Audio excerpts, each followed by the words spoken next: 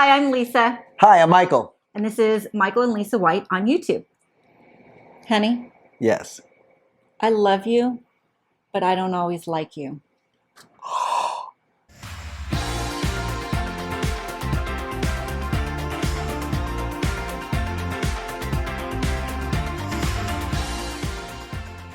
We have been together for over 27 years and been married for over 25 years. Today's concept that we're going to talk about is how to separate the behavior or the communication from the person you love. A concept that has helped us over the years and allowed us to stay together is separate the behavior or communication from the person. For instance, my girl. I love her all the time, but that doesn't mean I like her every moment of every day. There are some things, behaviorally, communication patterns that have developed, right? It could be individual that she does that at one time can annoy me, can frustrate me, and I don't like it. It doesn't mean I don't love her. It's just at the moment I'm not liking the way that she's doing something that's frustrating me. It's not anything that's major. That's a major challenge. That's a deal breaker or relationship crisis, because we have those rules too, right? It's just the little things, maybe a little critique, maybe a little reminder, maybe just something. And at that moment, I'm usually able to look over it, but at that moment, I react instead of respond. And so I have to come back and remember, I always love her. Always love her, but not always like her. You see, what I know about her, because I love her, is that things that she does behaviorally, communication-wise patterns, I know it's not intentional. I know it. I know, and we know that we try to apply this concept in almost every relationship in our life. Because people aren't perfect. I know that's like shocking news to everybody, but I myself am not perfect. People around me are not perfect. So remember, if there's some kind of challenge or conflict between you and another person you care for and you can work it out, then work it out. Because people aren't perfect. You're going to rub each other the wrong way every now and then. If you hang around them long enough, the things that you could overlook are eventually going to rub you, and things are going to happen.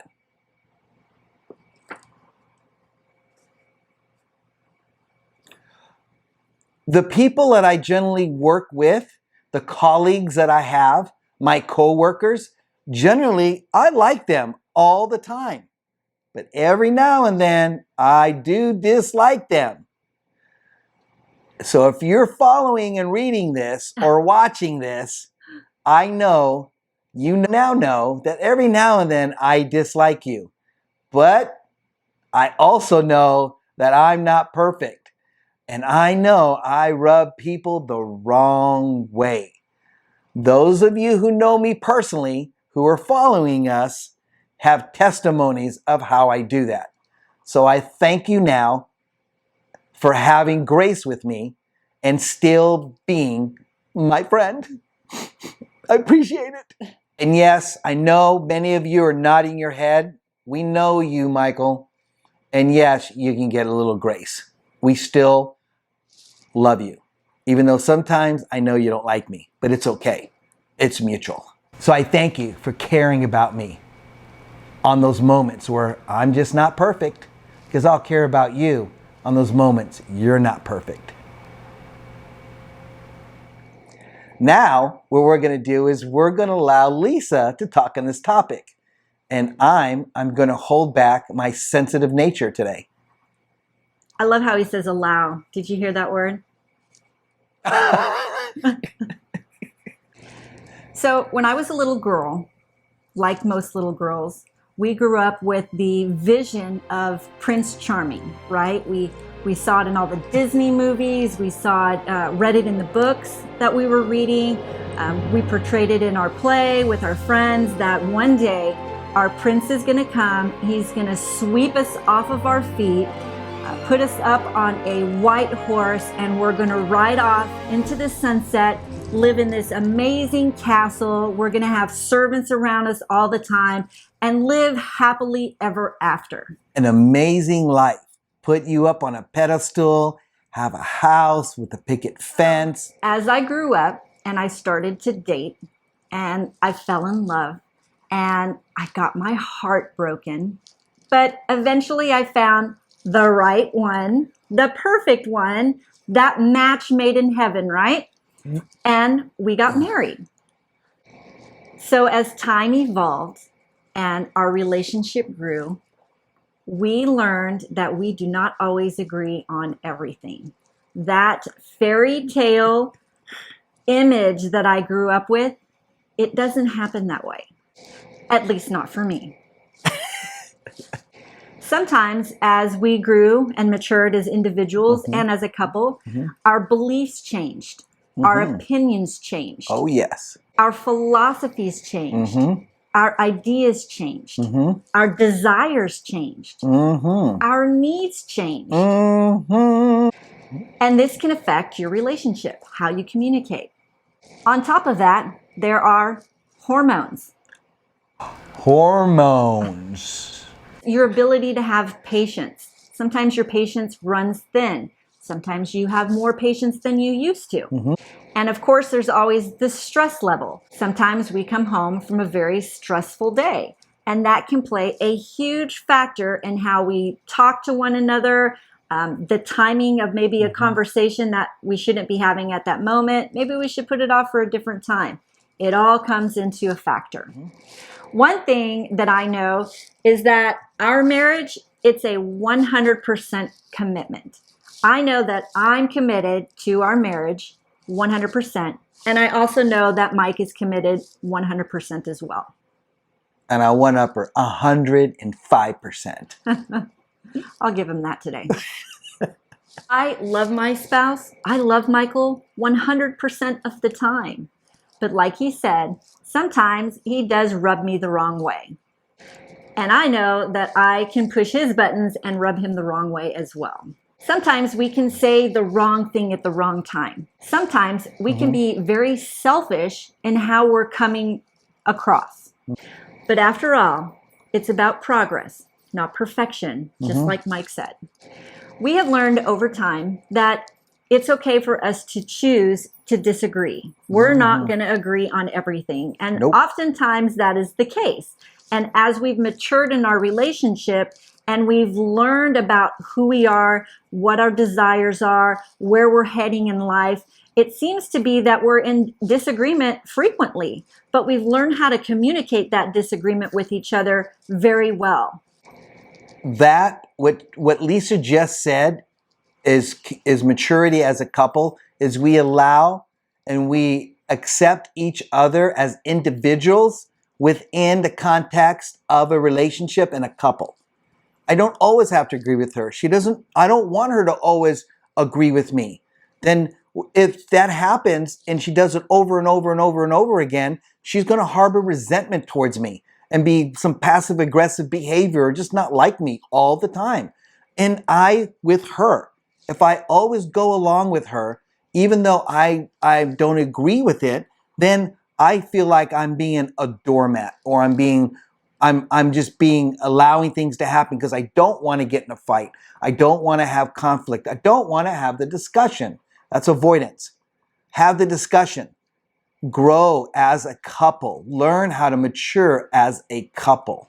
Sometimes we've learned that we just need to leave that discussion on the table for another time. Maybe we're talking about, I know for me, talking about money right before I go to bed, that's a very stressful time for me. Then I'm awake all night thinking about it, worrying about it, trying to come up with plans about it. So I've let Mike know that, hey, this is not a good time for me to talk about money and finances.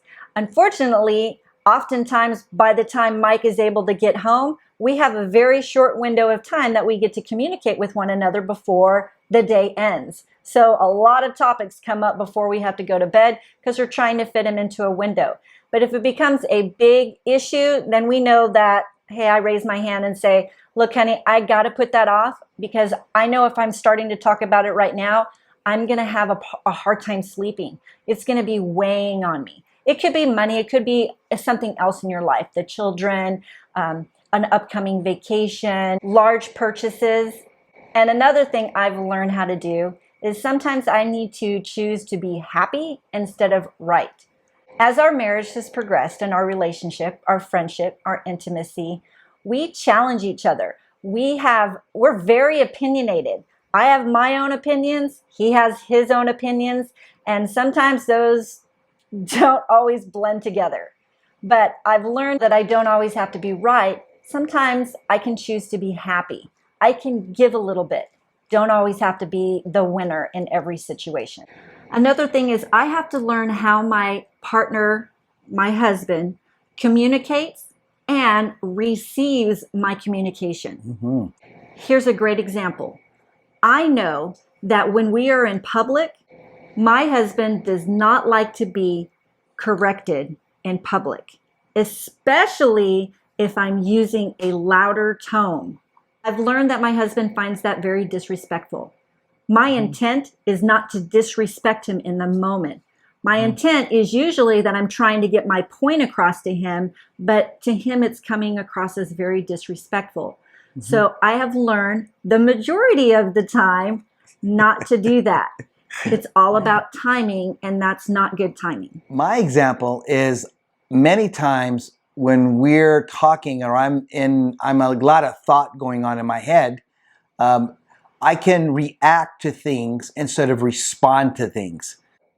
For instance, I don't know about anyone else, but I have very sensitive to when I'm driving a car to people tell me how to drive a car or to be worried about a parking spot. I don't know about anyone else, but I have very sensitive to when I'm driving a car to people tell me how to drive a car or to be worried about a parking spot. I have a problem with that is that I kind of know the fundamentals of driving, been doing it a little bit. So I can sometimes react a little more quickly, sounding a little more aggressive or a little more put off if someone says that to me in the car. They could be in the passenger side, they could be in the back seat, and sometimes it's in the passenger and in the back seat, all on this ride that we're taking. So I have to remember that some people some people have their own anxiousness, and it's trying to they're verbally expressing it, but it's coming off as what I should be doing, and I have to remember to respond, not react. So there's 3 takeaways we'd like for you to leave with today. 1 is that your relationship, your marriage, it's a 100% commitment. Be committed to that person 100%. Love that person with all of your heart. Doesn't mean you're always going to like them, but you're in this 100%. Number 2. It is normal not to like each other all the time. That fairy tale idea and image that I grew up with, it's not reality. The reality is in life, in any relationship, there will be struggle. There will be disagreement. There will be times that you don't like each other. And that is completely normal. There's nothing wrong with that.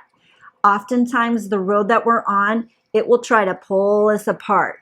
Our job as a couple is to come back together. Reconnect.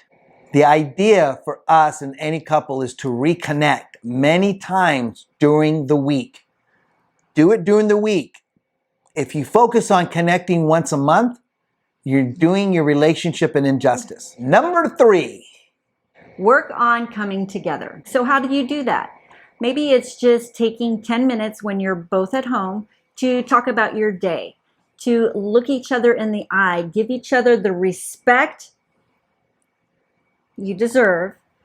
Put your phone down, turn the TV off, don't answer the phone, and give each other that 10-minute respect, the eye contact, the physical touch.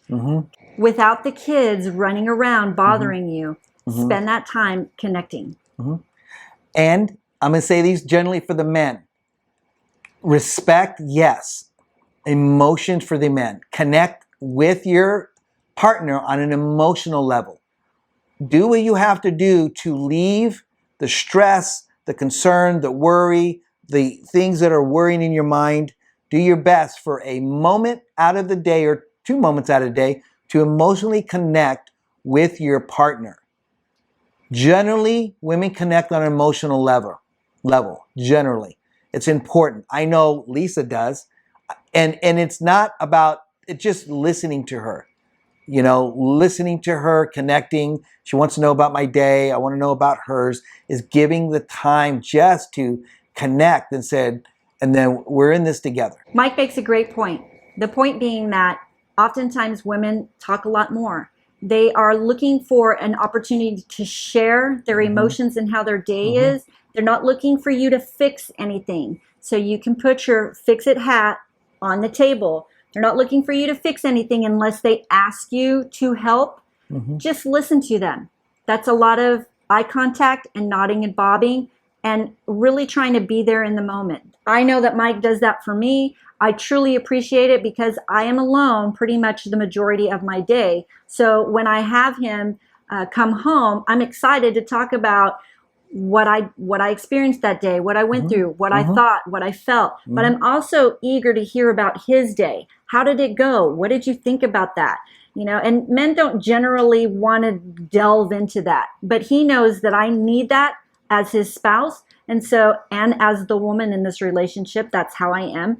So he knows that I need that, and he's willing to provide that to me so that we can come together. Leave a comment below on things that you do to reconnect, or times that come up that you might not necessarily like each other, but you love each other all the time. Absolutely. Put down a situation. Love to hear them. Hit the like button. And the subscribe button. We look forward to seeing you next time. See you later.